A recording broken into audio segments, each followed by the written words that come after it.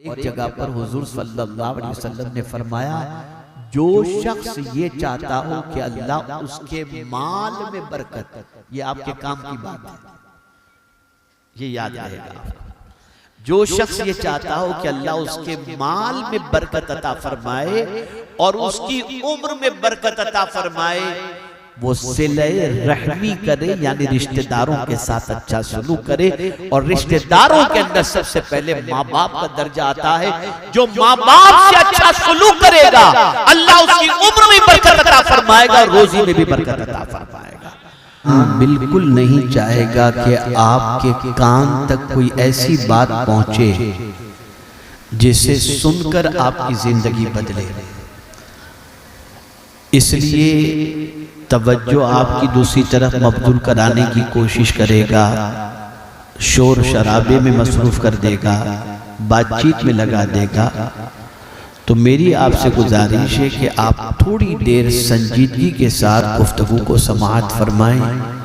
शायद कि कोई बात आपके दिल में उतर जाए जिस पर अमल करने के बाद आपकी दुनिया भी संवर जाए और आपकी आखिरत भी संवर जाए। एक अजीम खिताब आपने मुझसे पेशतर मुहिब्ब गिरामी हज़रत मौलाना सैयद अमीनुल क़ादरी साहब से समाअत फरमाया। मैं भी कुछ मारूज़ात पेश करने की गरज से हाजिर आया हूँ। आप जानते हैं कि कमोबेश 4 साल से यहाँ पर मुहिब्ब गिरामी जनाब शाहनवाज भाई और उनके बिरादरान की तरफ से ये प्रोग्राम मुनक़िद किया जाता है जिसमें आप और हम सब हाजिर होते हैं। आप में से बहुत सारे इसी इलाके के रहने वाले हैं, बहुत सारे कुर्ब जवार के रहने वाले होंगे। आपके जहन में ये बात ज़रूर आती होगी कि आखिर शाहनवाज भाई और उनके बिरादरान इतनी तरक्की कैसे कर गए कि सैकड़ों आदमियों के खाने का इंतज़ाम, मस्जिद बनाना, वेलफेयर और सोशल एक्टिविटीज़ के अंदर इन्वॉल्व होना, ये सब कैसे मुमकिन है। तो असल मसला सबसे बड़ा ये है कि उन्होंने असल को पकड़ लिया।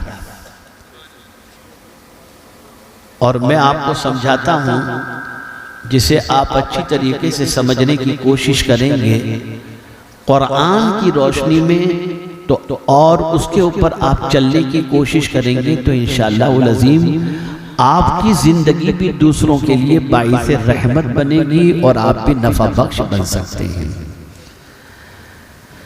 मैंने मुख्तसर सी आयत करीमा के हिस्से की तिलावत का शर्फ हासिल किया जिसमें अल्लाह इरशाद फरमाता है, अनिश्कुर ली वलिवालिदैक, मेरा शुक्र अदा करो और तुम्हारे वालिदैन का शुक्र अदा करो। मेरे प्यारे आका सल्लल्लाहु तआला अलैहि वसल्लम के प्यारे दीवानों, कुरान मुक़द्दस में अल्लाह अज़्ज़ व जल्ल ने और अहादीस मुस्तफ़ा सल्लल्लाहु अलैहि वसल्लम में रसूल आज़म सल्लल्लाहु अलैहि वसल्लम ने जो माँ बाप का मकाम बताया है, उस मकाम और उस मर्तबे को आदमी समझ ले और समझकर माँ बाप के साथ उस तरीके से सलूक करे तो मैं पूरे यकीन के साथ कह सकता हूँ कि उसकी दुनिया भी संवर जाएगी और आखिरत भी संवर जाएगी। यहाँ मेरी एक बात को खास तौर पर जहन में रखें कि अगर सारी दुनिया मिलकर आपके लिए बद्दुआ करे और आपके माँ बाप आपके लिए दुआ करें तो किसी की बद्दुआ आप पर असर अंदाज नहीं हो सकती। और अगर सारी दुनिया मिलकर के दुआ करे और आपके माँ बाप आपसे नाराज हो और बद्दुआ करें तो किसी की दुआ आपको कारगर आपके लिए साबित नहीं हो सकती। मेरे प्यारे आका सल्लल्लाहु अलैहि वसल्लम के प्यारे दीवानों, उलमा तशरीफ फरमाए हैं, सादात किराम तशरीफ फरमाए हैं, मुफ्तियान किराम तशरीफ फरमाए हैं।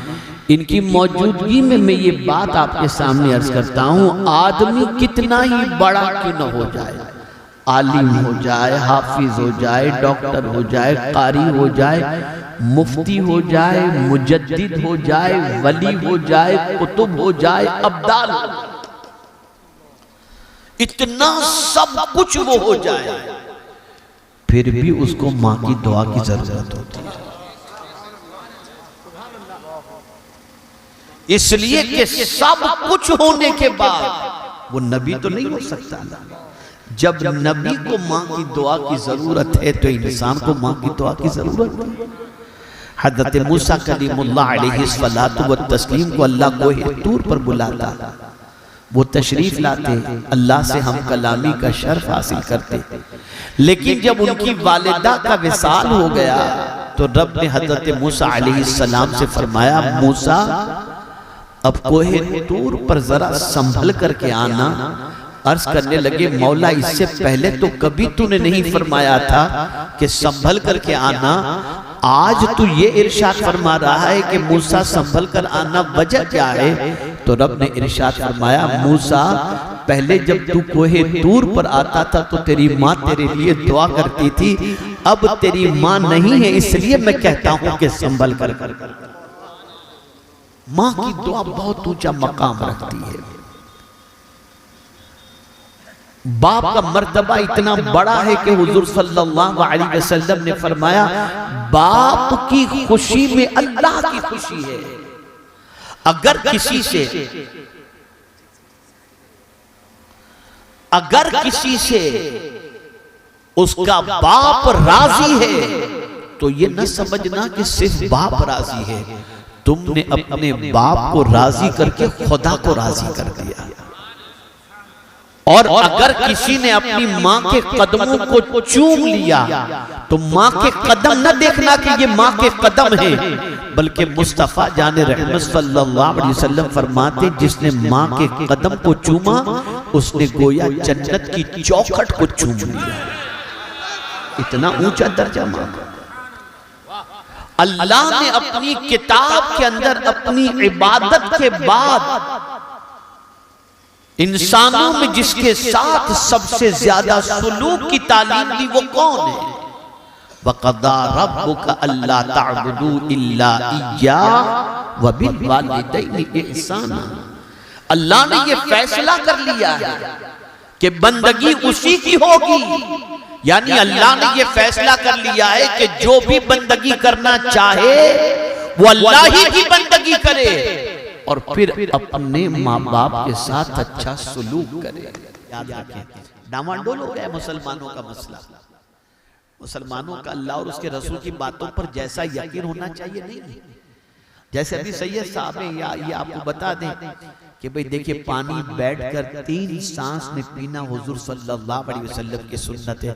बस हजरत दुआ करें अल्लाह हमको अमल की तौफीक अता फरमाए। और सैयद साहब के बाद फौरन कोई डॉक्टर साहब आ गए और डॉक्टर साहब ने माइक लिया और कहा, सुनिए, खड़े होकर अगर आप पानी पिएंगे तो हार्ट अटैक होगा, बैठकर 3 सांस में पानी पिएंगे तो आपको कभी हार्ट अटैक नहीं होगा।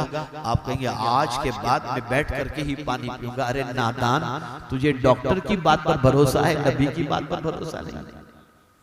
सैयद साहब ने तो हुजूर की बात तुम्हें पेश फरमाई, लेकिन तुमको डॉक्टर ने बताया तो बात समझ में आ गई। सहाबा हुजूर की बातों को ऐसा मानते थे कि जैसा हुजूर कहते थे वो यही समझते थे, बल्कि यकीन था कि वैसा ही होगा। अब इसको सामने रखते हुए मैं एक हदीस आपकी समाअतों के हवाले करता हूँ, इसे ज़हन में रखो। आक़ाए करीम सल्लल्लाहु अलैहि वसल्लम ने फरमाया, सदका देने से माल कम नहीं होता और माफ करने से इज्जत कम नहीं होती। और एक जगह पर हुजूर सल्लल्लाहु अलैहि वसल्लम ने फरमाया, जो शख्स ये चाहता हो कि अल्लाह उसके माल में बरकत, ये आपके काम की बात है, ये याद रहेगा। जो शख्स ये चाहता हो कि अल्लाह उसके माल में बरकत अता फरमाए और उसकी उम्र में बरकत अता फरमाए, वो सिले रहमी करे, यानी रिश्तेदारों के साथ अच्छा सलूक करे। और रिश्तेदारों के अंदर सबसे पहले माँ बाप का दर्जा आता है।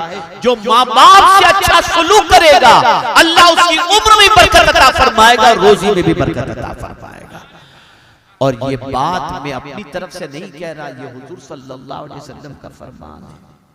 और मेरा चैलेंज दुनिया भर में माँ बाप के फरमान बच्चों को देख लो, उनके घर में ऐसा कभी आपको नहीं मिलेगा कि चूल्हा न जलता हो। कई चूल्हे जलाते होंगे और दूसरों को खिलाते हुए नजर आएंगे। तो इन चीजों पर अमल करो। अल्लाह ताला आक़ाए करीम सल्लल्लाहु अलैहि वसल्लम के सत्व तुफैल मुझे आपको सबको अल्लाह और उसके रसूल के इरशाद पर अमल की तौफीक अता फरमाए और हमें अपने वालिदैन का फरमा बरदार और वालिदैन की इस दुनिया से जिनके चले गए उनके लिए हमें मग़फ़िरत की दुआ करने की तौफीक अता फरमाए। वमा अलैना इल्लल बलागुल मुबीन। अस्सलामु अलैकुम व रहमतुल्लाहि व बरकातुहू।